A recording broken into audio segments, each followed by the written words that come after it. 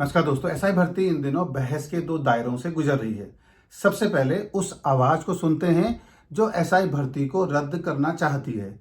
इस आवाज के पास भर्ती रद्द करने के तमाम तरीके के सबूत हैं। एसओजी ने जिस तरीके से एसआई भर्ती में भ्रष्टाचार का खुलासा किया है, पेपर लीक नेटवर्क को तोड़ा है और आरपीए के भीतर जाकर ट्रेनी सब इंस्पेक्टरों की जिस तरीके से गिरफ्तारी की है, ये वो सबूत हैं जिसके आधार पर कोई भी कह सकता है कि एसआई भर्ती रद्द होनी चाहिए।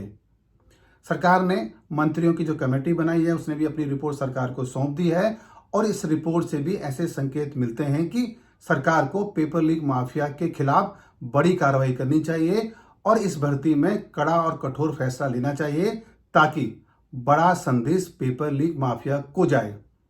आवाज है, ताकतवर आवाज है। एसआई भर्ती को रद्द करने की ये आवाजें लगातार उठ रही हैं और सरकार से लगातार मांग कर रही हैं कि एसआई भर्ती रद्द होनी चाहिए।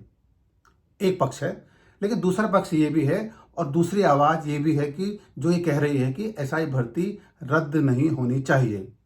दूसरी आवाज का ये कहना है कि एसआई भर्ती में एसओजी जो काम कर रही है, जिस तरीके से बड़े खुलासे कर रही है, वो अच्छा है, लगातार कार्रवाई होनी चाहिए और जितने भी सिस्टम के भीतर या आरपीए में जितने भी थानेदार ट्रेनिंग ले रहे हैं वो सभी भ्रष्ट नहीं हैं।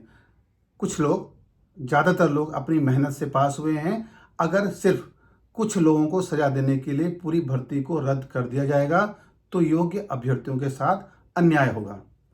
इस आवाज का ये भी कहना है कि एसओजी अच्छा काम कर रही है, भ्रष्टाचार के खिलाफ लगातार कार्रवाई कर रही है जो लगातार जारी रहनी चाहिए, लेकिन एसआई भर्ती रद्द नहीं होनी चाहिए।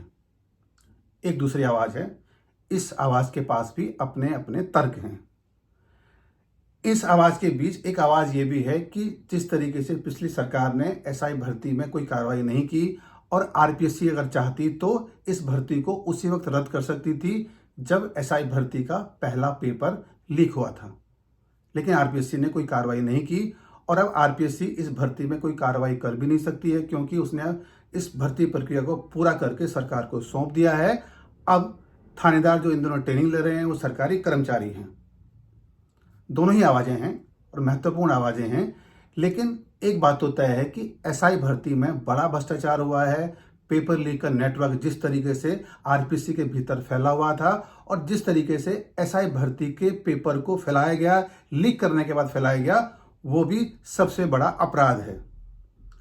पेपर लीक माफिया को कड़ा और कठोर संदेश देने के लिए सरकार को बड़ा फैसला एसआई भर्ती में लेना चाहिए, लेकिन सवाल ये भी है कि योग्य अभ्यर्थियों का क्या होगा अगर वे कोर्ट में चले गए और कोर्ट ने सरकार के फैसले के खिलाफ अगर आदेश जारी कर दिया तो ये फिर भर्ती प्रक्रिया फिर अटक जाएगी, यानी जो कार्रवाई भ्रष्टाचार के खिलाफ एसओजी कर रही थी वो भी अटक सकती है।